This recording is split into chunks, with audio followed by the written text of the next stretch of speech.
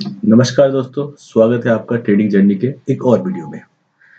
हम आज बात करेंगे जैसे मेरा एक प्लेलिस्ट है म्यूचुअल फंड का संपूर्ण ज्ञान। उसमें मैंने 3 वीडियो बनाए हैं, आप देखना उसको अच्छे से। आपको बेसिक से लेके हम लोग एडवांस तक जा रहे हैं और म्यूचुअल फंड के हर पार्ट को सीखेंगे। उसमें एक पार्ट आता है रिस्क प्रोफाइलिंग। रिस्क प्रोफाइलिंग क्या है कि कोई भी इन्वेस्टर कितना रिस्क ले सकता है, उसके अकॉर्डिंग उसको म्यूचुअल फंड स्कीम सजेस्ट करने का। ठीक है? जैसे देखिए, अभी मैं क्या देखता हूँ, मैं इंडिया में किसी से भी बात करता हूँ, कितने जिसमें मैं फ्रेंड से बात करता हूँ, बहुत लोग ऐसे हैं जो मार्केट को नहीं समझना चाहते। स्टॉक मार्केट कैसे चलता है उसको नहीं समझना चाहते। उनको बस एक चीज पता है कि म्यूचुअल फंड में पैसे लगाने हैं।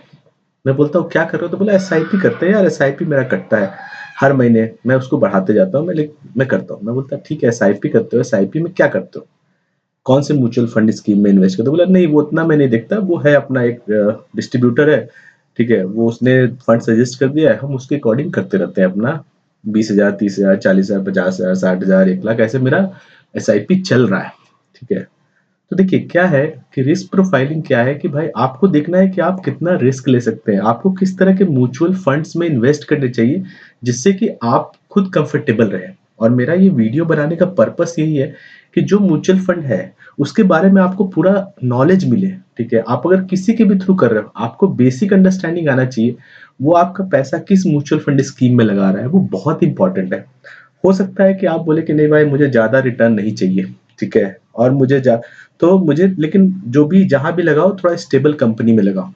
तो उसके लिए आप लार्ज कैप म्यूचुअल फंड पे जा सकते हो। लार्ज कैप म्यूचुअल फंड क्या है, ये मैंने म्यूचुअल फंड के टाइप्स में बताया है। एक बार फिर से एक्सप्लेन कर रहा हूँ। लार्ज कैप हो गया जैसे कि देश की जो, समझो कि आप 50-100 जो ब्लू चिप कंपनीज है, ठीक है, उसमें जो फंड फंड स्कीम पैसा लगाती है, ठीक है, वो सब सब लार्ज कैप में आते हैं। ठीक है, आप अगर चाहिए तो मार्केट कैप वाइज सॉर्टिंग करके मैंने दिखाया भी है। ठीक है, जैसे आपको अगर ब्लू चिप कंपनी मतलब समझो कि आप देश की सबसे बड़ी कंपनियां जैसे रिलायंस हो गया, भारती हो गया, भारती एयरटेल, एचडीएफसी बैंक हो गया, आईटीसी हो गया, टाटा पावर हो गया, बहुत सारी कंपनियां हैं। ठीक है, जो कि आप बहुत बार नाम भी सुन चुके हो, बहुत सारा जगह देखते भी हो आप। तो उसमें रिस्क बहुत कम रहता है क्योंकि they are very stable company.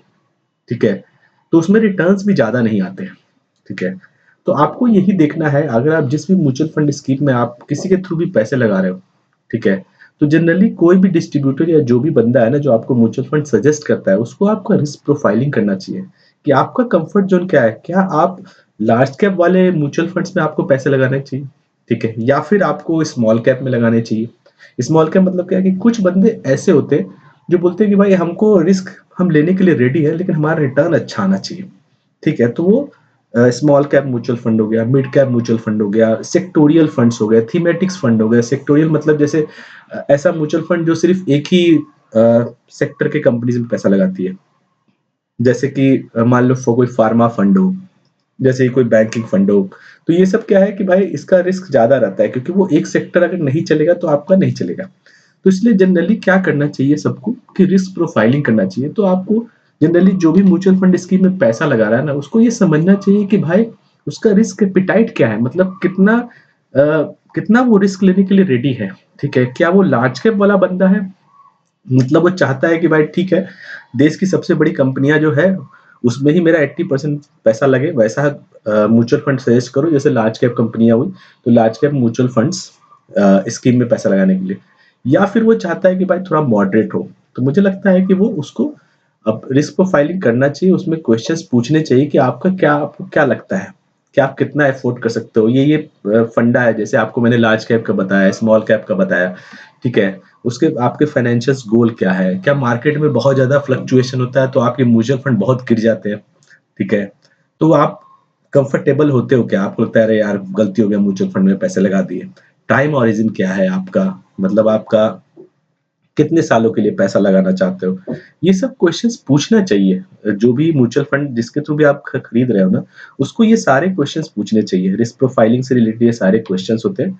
ठीक है, जैसे की कंपोनेंट क्या हो गया कि इन्वेस्टर का टॉलरेंस लेवल क्या है, किस तरह का इन्वेस्टर है, कंजर्वेटिव है, मॉडरेट है, एग्रेसिव है। मतलब कंजर्वेटिव का मतलब क्या है कि उसका है कि भाई मेरा कैपिटल प्रोटेक्ट रखो, मतलब ऐसा नहीं है कि पैसा ज्यादा डूबे। और ऐसा हुआ है जहां पे लोगों ने माइक्रो कैप तरह के म्यूचुअल फंड में लगाया है और वो कंपनी उतनी अच्छी परफॉर्म नहीं की है। ठीक है, तो इसलिए आपको ये ध्यान देना है कि वो किस तरह के म्यूचुअल फंड्स में लगा रही है। या आप मॉडरेट तरह के इन्वेस्टर है, जिसमें आप कहते हैं कि भाई थोड़ा रिस्क लेंगे, रिटर्न थोड़ा अच्छा आना चाहिए, या बहुत एग्रेसिव है कि चलो रिस्क लो हाई, लेकिन हमको रिटर्न भी चाहिए, ठीक है? तो इस तरह से आपका रिस्क टॉलरेंस देखना पड़ता है मार्केट के अप्स एंड डाउन्स की तरह। उसके बाद आपका टाइम ओरिजिन है कि कितने टाइम के लिए लगाना चाहते हो, 5 साल के लिए, 10 साल के लिए, 20 साल के लिए, ठीक है? तो वो चीज़ें इंपॉर्टेंट होती है, या फिर कोई बोलता है नहीं यार हमको तो 5 साल के लिए चाहिए, ठीक है? तो उसके अनुसार भी आपको उसको देखना चाहिए कि कौन-सा फंड को सजेस्ट करें।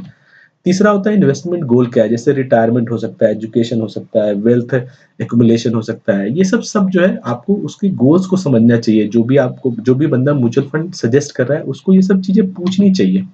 ठीक है, फाइनेंशियल सिचुएशन के बारे में जानना चाहिए कि हाँ भैया इनकम क्या है, लायबिलिटीज़ क्या है। पता चला आपने स्टार्ट तो किया, फिर आपको लगा नहीं यार मेरे पास इतना पैसा नहीं है, ठीक है, मैं 10,000 20,000 का नहीं करूँगा, 5,000 का करूँगा, ठीक है? तो उसको बताना चाहिए कि देखिए 5,000 आप करोगे तो क्या होगा उसमें, ठीक है? तो ये सब, या उसकी लायबिलिटीज़ क्या है, ये सबको ध्यान में रखना चाहिए रिस्क प्रोफाइलिंग के केस में।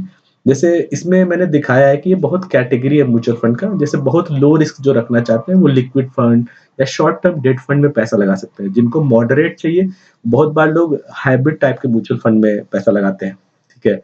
जिनको थोड़ा हाई रिटर्न चाहिए वो लार्ज कैप, थोड़ा-सा मॉडरेट वाला जिसमें लार्ज कैप ये सब आ गया, और थोड़ा हाई और एग्रेसिव चाहिए तो उनको मैंने बोला है कि small cap, mid cap, sectoral ये सब में लगा सकते हैं। तो ये सब सवाल उनको पूछना चाहिए। तो आप कुछ जगह जाओगे तो क्वेश्चनरीज़ रहते हैं, ठीक है? कि हाँ भाई जब आप म्यूचुअल फंड लेने जाओगे तो वो सवाल पूछेंगे। तो आप जिससे भी ले रहे हो ना म्यूचुअल फंड, उससे वो आपको ये सब सवाल पूछने चाहिए कि हाँ भाई आपका क्या, जो मैंने अभी क्वेश्चंस दिए आपको, और उसके बेसिस पे उस बंदे को म्यूचुअल फंड सजेस्ट करना चाहिए। बहुत बार क्या होता है मैं आपको बताता हूँ, जैसे सेक्टोरियल फंड होते हैं, स्मॉल कैप फंड होते हैं, इसके एक्सपेंस रेशियो ज़्यादा होते हैं, जो मैंने एक्सपेंस रेशियो आपको पिछले वीडियो में बताया है। तो वो लोग क्या करते हैं कि आपको बहुत ही ज़्यादा सेक्टोरियल या फिर क्या बोलते हैं मिड कैप या स्मॉल कैप टाइप के फंड सजेस्ट कर देते हैं, ठीक है? जिसकी आपको ज़रूरत नहीं है, आप उतना रिस्क नहीं लेना चाहते हो, ठीक है? तो उससे क्या होता है कि अगर एक्सपेंस रेशियो ज़्यादा है, ठीक है? तो उस बंदे को भी कमीशन ज़्यादा मिलेगा। तो ध्यान रखें कि आप जिसके थ्रू भी जा रहे हैं ना, वो बंदा आपको ध्यान में रख के आपके इन्वेस्टमेंट का रिस्क टॉलरेंस को समझ के आपको म्यूचुअल फंड सजेस्ट करे, ना कि सिर्फ़ अपना फ़ायदा देखे कि हाँ भाई चलो इसमें मुझे कमीशन ज़्यादा मिलेगा, तो ये फंड बंदे को सजेस्ट कर दो, ठीक है? तो ये चीज़ बहुत इम्पोर्टेंट है, ठीक है? यही मैं आपको कहना चाहता हूँ कि रिस्क प्रोफाइलिंग ज़रूर करवाना आप, अगर आप म्यूचुअल फंड स्कीम में इन्वेस्ट करते हो तो। तो आज के लिए इतना ही रखते हैं वीडियो। वीडियो कैसा लगा आप लोग मुझे कमेंट करके बता सकते हैं, और अच्छा लगे तो दोस्तों के साथ शेयर कीजिए और ये नॉलेज को स्प्रेड कीजिए, क्योंकि हमारे यहाँ क्या है, लोग ब्लाइंडली ट्रस्ट करते हैं। ब्लाइंडली ट्रस्ट करने का ज़माना नहीं है। एजुकेट होइए, और मेरा भी पर्पस यही है कि मैं एजुकेट करूँ कि हाँ, म्यूचुअल फंड से रिलेटेड जितनी भी है, इसलिए मैंने प्लेलिस्ट ही बनाया है संपूर्ण ज्ञान, ठीक है? तो इसमें सारी चीज़ें हम लाते रहेंगे। आज के लिए इतना ही। Thank you so much.